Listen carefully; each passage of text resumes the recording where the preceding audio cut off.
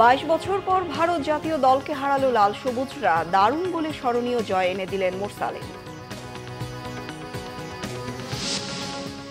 শেখ হাসিনাকে ফেরত চেয়ে ভারতকে চিঠি পাঠানোর প্রস্তুতি চলছে, জানালেন পররাষ্ট্র উপদেষ্টা। সাজার ওয়ারেন্ট ইন্টারপোলে পাঠাচ্ছে প্রসিকিউশন। শেখ হাসিনার মৃত্যুদণ্ডের রায় রাজনীতির জন্য সতর্ক বার্তা, বলছেন বিশ্লেষকরা। অস্থির সময় পার করছে দেশ, মন্তব্য মির্জা ফখরুলের। দেশে মোট ভোটার 12,76,95,000। এনসিপি সহ দুটি দলের চূড়ান্ত অনুমোদন, পর্যালোচনায় আমজনতা পার্টি। দেখছিলেন ক্রাউন সিমেন্ট সংবাদ শিরোনাম, এবার বিস্তারিত। শুরুতেই খেলার খবর, ফুটবল প্রসঙ্গ। অবশেষে কাটল 22 বছরের জয়খরা। এশিয়ান কাপ বাছাই পর্বে হোম ম্যাচে ভারতকে হারালো বাংলাদেশ। গতকাল ঢাকা স্টেডিয়ামে 1-0 গোলে জয় পায় লাল সবুজের দল।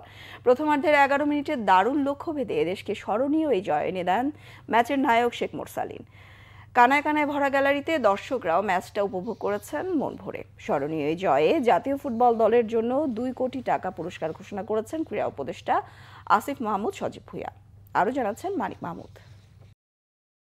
বছরের শেষ আন্তর্জাতিক ম্যাচ এশিয়ান কাপ বাছাইতে সি গ্রুপে হোম ম্যাচে প্রতিপক্ষ ভারত। শিলংয়ে তাদের বিপক্ষে ড্র করেছিল বাংলাদেশ। এবার ঘরের মাঠের চ্যালেঞ্জ।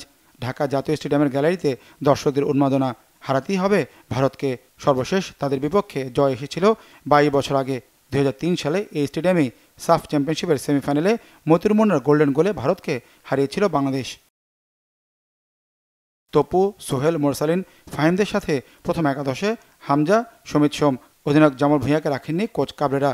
শিলংয়ের মতো ঘরের মাঠেও দর্শক হয়ে থাকতে হয় JB6কে। হালকা শীতের আমেজে ম্যাচের উত্তাপ, ভারতের রক্ষণে স্বাগতিকদের আঘাত। 11 মিনিটে বাদ ভাঙা উল্লাস দর্শকদের। শেখ মোরসালিন বল জড়ান জালে। এরপর আরও কয়েকবার সুযোগ পেলেও তা লক্ষ্যভ্রষ্ট হয়। নেপালের বিপক্ষে বাইসাইকেল কিকে অসাধারণ দর্শনীয় গোল করা হামজাকে নিয়ে এই ম্যাচও প্রত্যাশা ছিল দর্শকদের। গোলের দারুণ সম্ভাবনাও তৈরি করেছিলেন হামজা, তবে তার শট পোস্টের বাইরে দিয়ে যায়। বিরতির পর পাল্টা আক্রমণে ভারতের মহেশ লক্ষ্যভেদে ব্যর্থ হন। সময়ের সাথে বাড়তে থাকে স্নায়ুচাপ। আগের ম্যাচগুলোতে শেষ মুহূর্তের গোলে হতাশায় মলিন হতে হয়েছিল বাংলাদেশকে। এ ম্যাচও তৈরি হয়েছিল শঙ্কা। ম্যাচ শেষের অতিরিক্ত সময়ে গোলরক্ষক মিতুলের দক্ষতায় বিপদমুক্ত থাকে স্বাগতিকরা। 1-0 গোলে হেরে যায় ভারত। বছরের শেষ ম্যাচটা জয় দিয়ে রাঙায় বাংলাদেশ। এগিয়ে গেল ফিফা র্যাঙ্কিংয়ে উন্নতির পথে। এশিয়ান কাপ বাছাই পর্ব টপ করার আশা আগেই শেষ হয়ে গেছে বাংলাদেশের। তারপরও ভারতের বিপক্ষে হোম ম্যাচটা ছিল উত্তেজনায় ভরপুর। এই ম্যাচে ভারতকে হারিয়ে তাদের বিপক্ষে 22 বছরের জয়খরা কাটানোর পাশাপাশি এশিয়ান কাপ বাছাই পর্বে গ্রুপ সিতে তৃতীয় স্থান নিশ্চিত করেছে বাংলাদেশ। মানিক মাহমুদ, বাংলা ভিশন, জাতীয় স্টেডিয়াম, ঢাকা। এশিয়ান কাপ বাছাই পর্বের আরও খবর। ভারতকে হারানোর স্বপ্ন পূরণ হলেও এশিয়ান কাপ বাছাই পর্ব টপকাতে না পারার কষ্ট আছে হামজা চৌধুরী। এদিকে বাংলাদেশের কোচ হাভিয়ের কাবরেরা দলের সবাইকে ম্যাচ জয়ের কৃতিত্ব দিয়েছেন। খুব ভালো লাগছে, আলহামদুলিল্লাহ আমরা ফাইনালি উইন করছি।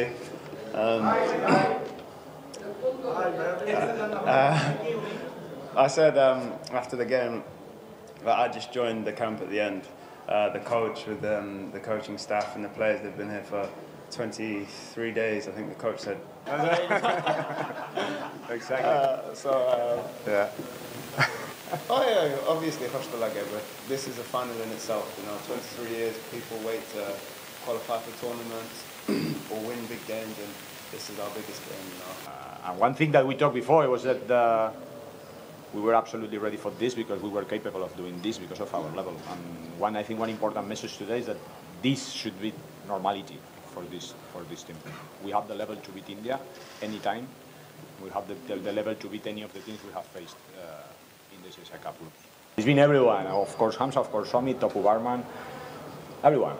Even Mitul that has struggled for some times. It's not easy after making a couple of mistakes to get back, and so absolutely every single player today.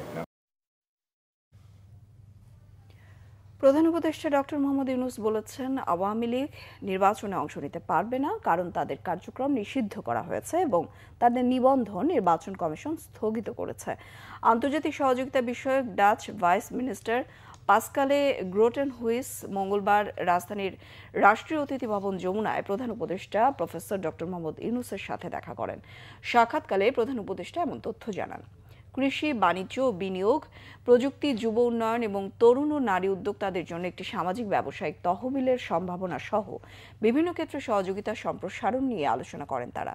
দুই নেতা বাংলাদেশের গণতান্ত্রিক পরিবর্তন নিয়েও আলোচনা করেন। প্রধান উপদেষ্টা ফেব্রুয়ারির প্রথমার্ধে একটি অবাধ, সুষ্ঠু, বিশ্বাসযোগ্য, উৎসবমুখী নির্বাচন অনুষ্ঠানের প্রতি তার সরকারের অঙ্গীকার পুনর্ব্যক্ত করেন। সফররত ডাচ মন্ত্রী বাংলাদেশের নির্বাচনী প্রস্তুতির প্রশংসা করেছেন।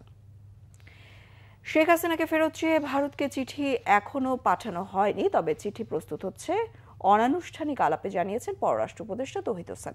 মঙ্গলবার সন্ধ্যায় নিজ অফিস থেকে বেরিয়ে যাবার পথে সাংবাদিকরা প্রশ্ন করলে তিনি এমন তথ্য জানান। তৌহিদ হোসেন জানান, শিগগিরই চিঠি পাঠানো হতে পারে, তবে রায়ের কপি পাঠাবে না পররাষ্ট্র মন্ত্রণালয়।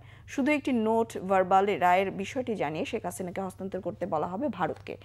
এর আগে সোমবার পররাষ্ট্র উপদেষ্টা জানিয়েছিলেন, মানবতা বিরোধী অপরাধে মৃত্যুদণ্ডপ্রাপ্ত আসামি শেখ হাসিনা ও আসাদুজ্জামান খান কামালকে ভারতের কাছে ফেরত চাইবে বাংলাদেশ। এদিকে মানবতা বিরোধী অপরাধে মৃত্যুদণ্ডপ্রাপ্ত শেখ হাসিনা এবং আসাদুজ্জামান খান কামালের সাজা পরোয়ানা পররাষ্ট্র মন্ত্রণালয়ের মাধ্যমে ইন্টারপোলে পাঠাবে প্রসিকিউশন, যার প্রক্রিয়া এরই মধ্যে শুরু করেছে বলে জানিয়েছেন প্রসিকিউটর GMH তামিম। অন্যদিকে রাজুকের প্লট বরাদ্দে দুর্নীতির মামলার রায় এ মাসেই হতে পারে বলে জানিয়েছেন দুদকের পাবলিক প্রসিকিউটর। মঙ্গলবার আন্তর্জাতিক অপরাধ ট্রাইব্যুনালে সাংবাদিকদের প্রশ্নের জবাবে তিনি এ তথ্য জানান। তামিম বলেন, রায়ের কপি আসামি আব্দুল্লাহ আল মামুন এবং ঢাকা জেলা ম্যাজিস্ট্রেটের কাছে পাঠাবে রেজিস্ট্রার কার্যালয়। প্রসিকিউশনও সার্টিফাইড কপি পাবে। তামিম আরও জানান, রায়ের 30 দিনের মধ্যে আপিল করার বিধান আছে আন্তর্জাতিক অপরাধ ট্রাইব্যুনাল আইনে। যদি আত্মসমর্পণ না করে পলাতক থাকেন তাহলে শেখ হাসিনা ও কামাল সে সুযোগ থেকে বঞ্চিত হবেন, তবে সর্বোচ্চ আদালত চাইলে সময়ের পরেও তাদের আপিলের সুযোগ দিতে পারেন বলে জানান প্রসিকিউটর।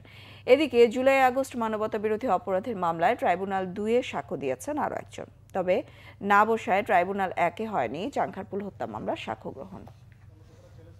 এই রায় 3টি জায়গায় যাবে। একটা হলো প্রসিকিউশন অফিস, একটা হলো উপস্থিত আসামির কাছে, আর একটা হলো ডিস্ট্রিক্ট ম্যাজিস্ট্রেটের কাছে।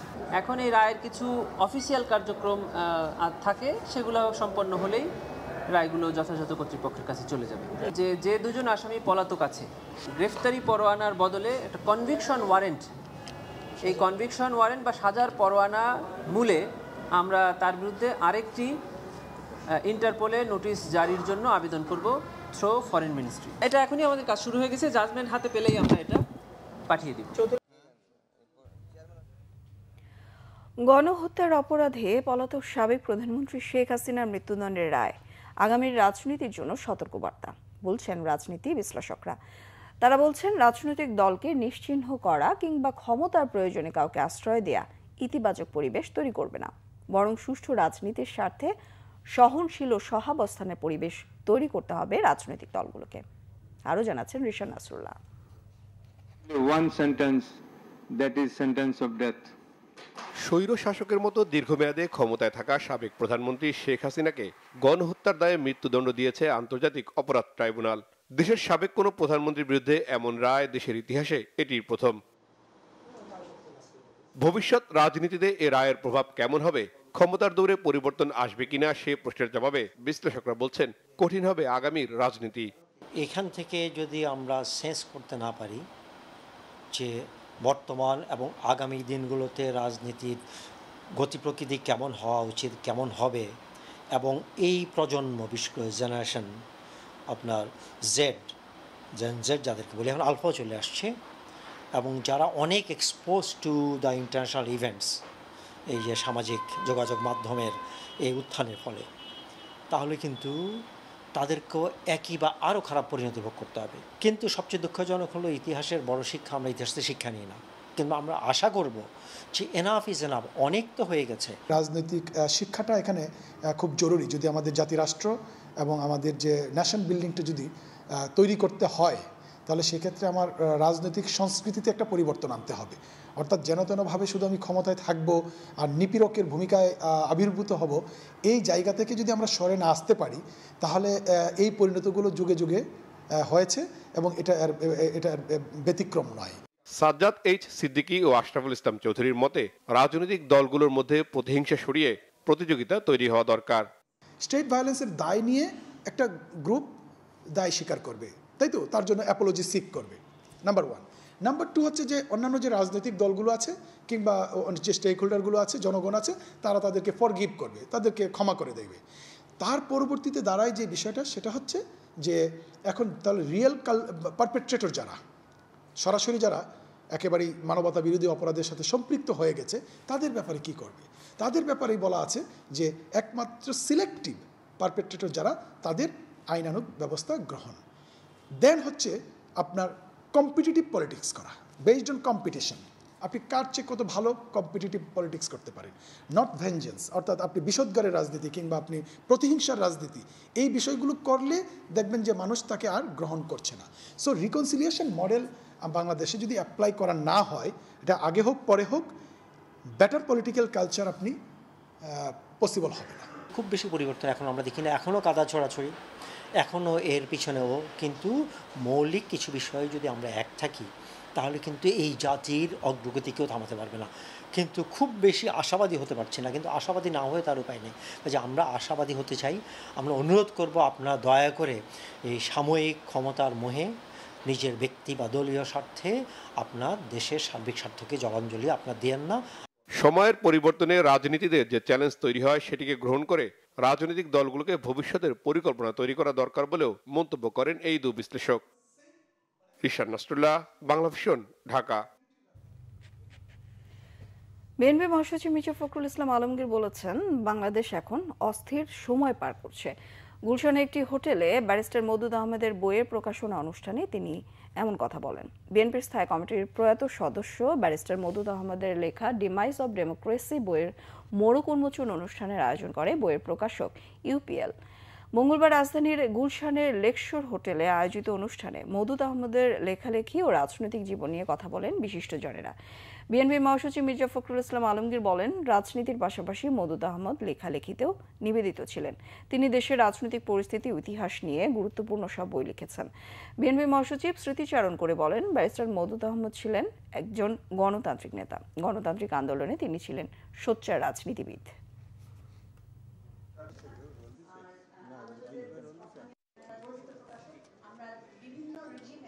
আমরা একটা অস্থিরতার মধ্যে বাস করছি। এই অস্থিরতা থেকে যে মানুষগুলো আমাদেরকে পথ দেখাতে পারতেন, দিশা দেখাতে পারতেন, তাদের মধ্যে ব্যারিস্টার মওদুদ ছিলেন অন্যতম, নিঃসন্দেহে। আমার দুঃখ হয় যে তিনি এই ফ্যাসিস্ট হাসিনার পতনটা দেখে যেতে পারেননি, যেটা তিনি আন্তরিকভাবেই দেখতে চেয়েছিলেন। আমি আশা করি এই বইটি আমাদেরকে ভালোভাবে পড়ার সুযোগ আমরা পাবো, আমাদের পরবর্তী প্রজন্ম পাবে।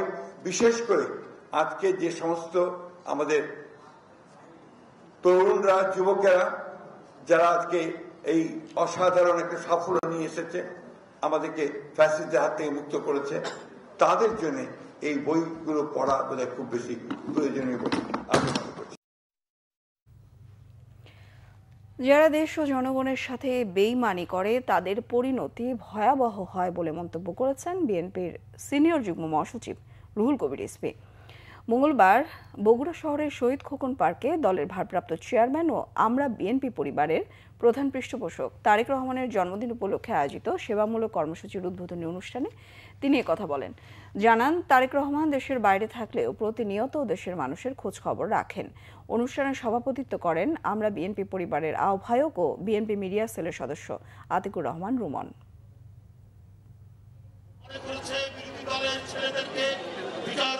হত্যা করে, নিরুদ্দেশ করে দিয়ে, গুম করে দিয়ে, তাদেরকে পাতালে ফেলে দিয়ে, তার পরিবার থেকে বিচ্ছিন্ন করে, মায়ের কাছ থেকে দূরে সরিয়ে দিয়ে, স্ত্রীর কাছ থেকে দূরে সরিয়ে দিয়ে নিজের ক্ষমতাকে মজবুত করবেন, নিজের ক্ষমতা আজীবনের জন্য টিকে থাকবেন। তারা নিজের চোখেই নিজের পতন দেখবেন। জামায়াতের নেতাকর্মীরা গত 1.5 বছরে কোনো প্রতিশোধ নেয়নি বলে জানিয়েছেন দলটির আমির ডাক্তার শফিকুর রহমান। শেখ হাসিনার বিচার নিরপেক্ষ, সুষ্ঠু ও স্বচ্ছ হয়েছে বলে মন্তব্য তার। গতকাল রাতে রাজধানীর মিরপুরে প্রীতি সমাবেশে যোগ দিয়ে জামায়াত ইসলামের আমির এমন দাবি জানান। তিনি বলেন, মুক্তিযুদ্ধের সময় ভারত বাংলাদেশকে যতটুকু সহযোগিতা করেছিল পরবর্তী সময়ে লুটতরাজ করে বিনিময় নিয়ে গেছে। ফ্যাসিবাদী 17 বছরে বিপরীত মতের কণ্ঠরোধ করা হয়েছে উল্লেখ করে তিনি বলেন, হাসিনা সরকার দেশকে অপরাধের স্বর্গরাজ্যে পরিণত করেছিল। রাস্তায় গুলি করে মন ভরেনি, ফ্যাসিস্ট সরকার আকাশ থেকে গুলি করে মানুষ মেরেছে বলে জানান ডাক্তার শফিকুর রহমান। গতকাল একটা মামলার রায় হয়েছে, আমরা মনে করি এর মধ্য দিয়ে মজলুমানের কান্না কিছু হলেও থামবে ইনশাআল্লাহ। কারণ বিচার ছিল স্পষ্ট, খুলাসা, লাইভে এই বিচার সম্প্রচার করা হয়েছে। এটা কোনো গোপন বিচার ছিল না। এখন ন্যায় বিচারের দাবি হচ্ছে বিচারের রায় কার্যকর হওয়া। আমরা সরকার এবং বিচার বিভাগের প্রতি আহ্বান জানাব যে আপনার তার উপযুক্ত পদক্ষেপ গ্রহণ করুন। দেশবাসী আপনাদের সাথে আছে, দেশবাসী আপনাদের সাথে থাকবে। ত্রয়োদশ জাতীয় সংসদ নির্বাচন সামনে রেখে চূড়ান্ত ভোটার তালিকা অনুযায়ী এবার মোট ভোটার 12,96,95,183 জন। এনসিপি সহ দুটি রাজনৈতিক দলের চূড়ান্ত অনুমোদন দেওয়া হয়েছে, আর পুনর্বিবেচনা করা হচ্ছে অনশন করে আলোচিত তারেক রহমানের আমজনতার দল সহ 7টিকে। এদিকে প্রবাসীদের ভোটদানে প্রথমবারের মতো পোস্টাল ভোট বিডি অ্যাপসকে গণতন্ত্রের ইতিহাসকে অনন্য সংযোজন বলে উল্লেখ করেছেন সিএসসি এএমএম নাসির উদ্দিন। আরও জানাচ্ছেন সৈয়দ আব্দুল মুহিত। মঙ্গলবার আগারগাঁওয়ের নির্বাচন ভবনে ত্রয়োদশ জাতীয় সংসদ নির্বাচনের চূড়ান্ত ভোটার তালিকা প্রকাশ করে নির্বাচন কমিশন। কমিশনের সচিব আক্তার আহমদ জানান, 2025 সালের 31শে অক্টোবরের মধ্যে যাদের 18 বছর পূর্ণ হয়েছে তারাই এ তালিকায় অন্তর্ভুক্ত হলো। এর মাঝে পুরুষ ভোটার 6,48,14,907 জন আর নারী ভোটার 6,28,79,042 জন। প্রচারণার কারণে নতুন তালিকায় নারী ভোটার বেড়েছে। 12,76,95,183। এই তারিখ পরিবর্তনের কারণে দ্যাট ইজ আমরা যে 2রা মার্চ থেকে যে ফাইনাল করেছিলাম তার থেকে আপনার অ্যাজ অন টুডে যেটা করা হয়েছে এইটা হচ্ছে আমাদের বৃদ্ধির হার। পুরুষ ভোটারদের বৃদ্ধির হার হচ্ছে 2.29% আর মহিলা ভোটারদের বৃদ্ধির হার হচ্ছে 4.16%। ইসি সচিব জানান, বাংলাদেশ সমাজতান্ত্রিক দল মার্ক্সবাদী এবং এনসিপি নিবন্ধন গেজেট প্রকাশ করা হয়েছে। জাতীয় নাগরিক পার্টি এনসিপি, বাংলাদেশ সমাজতান্ত্রিক দল মার্ক্সবাদী আর বাংলাদেশ আম জনগণ পার্টি, এই তিনটা পত্রিকায় যে বিজ্ঞপ্তি দিয়েছিলাম সে বিজ্ঞপ্তির ধারাবাহিকতায় আমরা কিছু সংখ্যক আপত্তি পেয়েছি বাংলাদেশ আম জনগণ পার্টির বিষয়ে। জাতীয় নাগরিক পার্টি এনসিপি এবং বাংলাদেশ সমাজতান্ত্রিক দল মার্ক্সবাদী এই দুটোকে নিবন্ধন এ পর্যায়ে দেওয়া হবে। আর বাংলাদেশ আম জনগণ পার্টির বিষয়ে যে আপত্তিগুলো এসছে সেগুলো পর্যালোচনা করে পরবর্তীতে সিদ্ধান্ত দেওয়া হবে। এই 7টা রাজনৈতিক দলের তথ্য আবার পুনর্বিবেচনায় আনা হয়েছে। এদিকে প্রথমবারের মতো প্রবাসীদের ভোটদানে পোস্টাল ভোট বিডি অ্যাপসের উদ্বোধন করেন সিইসি এএমএম নাসির উদ্দিন। আজকের এই অনুষ্ঠান আমাদের গণতন্ত্রের ইতিহাসে এক অনন্য সংযোজন। বর্তমানে প্রায় 1,30,00,000 বাংলাদেশি বিদেশে বসবাস করছেন এবং বিভিন্ন পেশায় কর্মরত রয়েছেন। এতদিন এই প্রবাসী নাগরিকরা জাতীয় নির্বাচনে ভোট দেওয়ার মৌলিক অধিকার থেকে বঞ্চিত ছিলেন। আজকের এই উদ্যোগ সেই বঞ্চনার অবসান ঘটাচ্ছে। অ্যাপসের মধ্য দিয়ে প্রবাসীদের নিবন্ধন প্রক্রিয়া শুরু হচ্ছে। বিশ্বের বিভিন্ন রিজন অনুযায়ী 5 দিন করে 40 দিন নিবন্ধন প্রক্রিয়া চলবে। বন্ধনকে সৈয়দ আব্দুল মুহিত, বাংলাভিশন, ঢাকা। অর্থ উপদেষ্টা ডক্টর সালেউদ্দিন আহমেদ জানিয়েছেন, সরকারের পদক্ষেপে আইএমএফ সন্তুষ্ট। ঋণের পরবর্তী কিস্তি পাওয়ার ব্যাপারে সংস্থাটি নতুন করে কোনো শর্ত দেয়নি। গতকাল সচিবালয়ে ক্রয় সংক্রান্ত উপদেষ্টা কমিটি, অর্থনৈতিক বিষয়ক সংক্রান্ত উপদেষ্টা কমিটির বৈঠক শেষে তিনি এ তথ্য জানান। উপদেষ্টা জানান, আনসার সদস্যদের জন্য 17,000 শটগান কেনার সিদ্ধান্ত নেওয়া হয়েছে। ভোট কেন্দ্রের নিরাপত্তার জন্য আগে 40,000 বডি ক্যামেরা কেনার সিদ্ধান্ত নেওয়া হয়েছিল, তবে এখন শুধু ঝুঁকিপূর্ণ কেন্দ্র বিবেচনায় বডি ক্যামেরা কেনা হবে বলে জানান অর্থ উপদেষ্টা। কী পরিমাণ কেনা হবে তা ইসি ও স্বরাষ্ট্র মন্ত্রণালয়ের সাথে আলোচনা করে সিদ্ধান্ত নেওয়া হবে। বৈঠকে চাহিদা বিবেচনায় 1 কোটি পাসপোর্টের বই কেনার সিদ্ধান্ত হয়। দাম নিয়ন্ত্রণে রাখতে রোজার আগে চাল ও গম আমদানির সিদ্ধান্তের কথাও জানান অর্থ উপদেষ্টা। বিদেশিদের হাতে বন্দর করিডোর প্রদানের তৎপরতার অভিযোগ তুলে রাজধানীতে মশাল মিছিল করেছে এনডিএফ। মিছিলটি গুলিস্তান থেকে শুরু হয়ে নগরের বিভিন্ন গুরুত্বপূর্ণ সড়ক প্রদক্ষিণ করে জাতীয় প্রেসক্লাবের সামনে সমাবেশে মিলিত হয়। সমাবেশে বক্তব্য রাখেন এনডিএফ-এর সভাপতি অবসরপ্রাপ্ত brigadier general M Jahangir Hossain ও সহ সাধারণ সম্পাদক শাহজাহান কবির। মিছিলে ট্রেড ইউনিয়ন সংঘ, কৃষক সংগ্রাম সমিতি, নৌযান শ্রমিক ফেডারেশন, হোটেল রেস্টুরেন্ট সুইটমিট শ্রমিক ফেডারেশন, ওএসকে গার্মেন্টস অ্যান্ড টেক্সটাইল শ্রমিক ফেডারেশন, ধ্রুবতারা সাংস্কৃতিক সংসদ, গণতান্ত্রিক মহিলা সমিতি, জাতীয় ছাত্রদল, বাংলাদেশ সমিল শ্রমিক ফেডারেশন এবং সিএনজি চালক সংগ্রাম পরিষদ সহ বিভিন্ন সংগঠনের নেতাকর্মীরা অংশ নেন। সমাবেশে বক্তারা লালদিয়া টার্মিনাল এবং পানগাঁও বন্দর পরিচালনা ও নির্মাণের চুক্তি অবিলম্বে বাতিলের দাবি জানান। রাজধানীতে গেল 10 মাসে 198টি হত্যাকাণ্ডের ঘটনা ঘটেছে বলে জানিয়েছেন ঢাকা মেট্রোপলিটন পুলিশ। গতকাল ডিএমপির উপপুলিশ কমিশনার তালিবুর রহমান এই তথ্য জানান। এ সময় তিনি বলেন, গত 10 মাসে শুধু রাজধানীতে গড়ে 20টির মতো হত্যাকাণ্ড সংঘটিত হয়েছে। বেশিরভাগ ঘটনার রহস্য উদ্ঘাটন করা হয়েছে বলেও দাবি করেন পুলিশের এই কর্মকর্তা। বলেন, রাজনৈতিক সহিংসতা সহ পূর্বশত্রুতার জেরে এসব হত্যাকাণ্ডের ঘটনা ঘটেছে। সাম্প্রতিক সময়ে সকল হত্যাকাণ্ড তদন্তে আইনশৃঙ্খলা বাহিনীর উপর আস্থা রাখার কথা জানান পুলিশের এই কর্মকর্তা। অপরাধী যতই শক্তিশালী হোক না কেন, কাউকে ছাড় দেওয়া হবে না। সময়ের যদি আইন শৃঙ্খলা বা আমরা পর্যালোচনা করি, যদি বিশেষ করে অপরাধ সংক্রান্ত যেসব তথ্য আমাদের কাছে রয়েছে সেগুলো বিশ্লেষণ করলে কিন্তু আইন শৃঙ্খলার একটা তুলনামূলক চিত্র আমরা করতে পারি। যে কোন মামলা বা এই সংক্রান্ত যে ঘটনাগুলো ঘটেছে, আমরা দেখছি গত 10 মাসে গড়ে 19 থেকে 20টির মতো এরকম ঘটনা ঘটেছে এবং এর প্রেক্ষিতে মামলা রুজু হয়েছে। ঢাকা মহানগরীর মতো একটা বড় শহর এবং এখানে যে আর্থসামাজিক প্রেক্ষাপট, সেই হিসেব বিবেচনায় অপরাধের মাত্রাটা বেশ সহনীয় পর্যায়ে আছে বলে আমরা মনে করি। রাজধানীর আগারগাঁওয়ে কারিগরি শিক্ষা ভবনের সামনে পার্কিং করা একটি পরিত্যক্ত গাড়িতে আগুন দিয়েছে দুর্বৃত্তরা। গতকাল রাত 11:30টার দিকে ঘটনা ঘটে।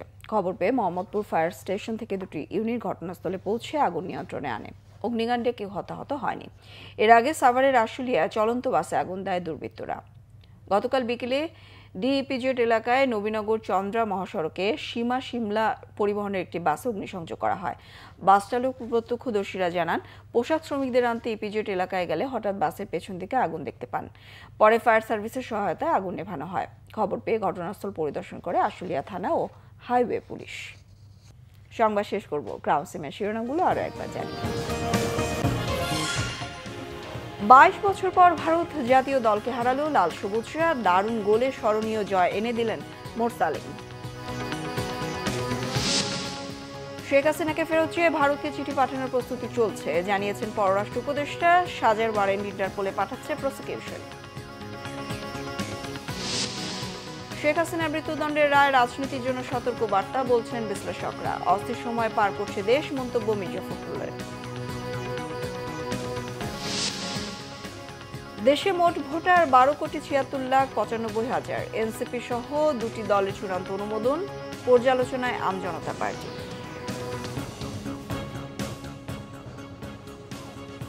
এই ছিল এখনকার মতো। পরের সংবাদ সকাল 10টায়, 9টায় থাকছে নিউজ টপ 10। দেখার আমন্ত্রণ রইল। এছাড়া বাংলাদেশের সংবাদ ও সংবাদ সংশ্লিষ্ট অনুষ্ঠান দেখতে ভিজিট করুন www.bbnews24.com ও facebook.com/bangladeshernews। সাবস্ক্রাইব করুন youtube.com/bangladeshernews। সঙ্গে থাকায় ধন্যবাদ সবাইকে।